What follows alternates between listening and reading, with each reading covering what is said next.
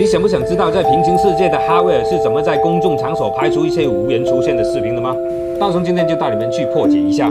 首先，你要想办法穿越到另一个平行世界。怎么穿越的方法我会放在视频的最后。我刚穿越到平行世界后，就来到了佛山祖庙地铁站，到处逛了一圈后，发现真的是没有人，就连一个工作人员也找不到，有啲嗡嗡地哦。最诡异的就是地铁还在正常的运行，但是没有司机，更没有乘客。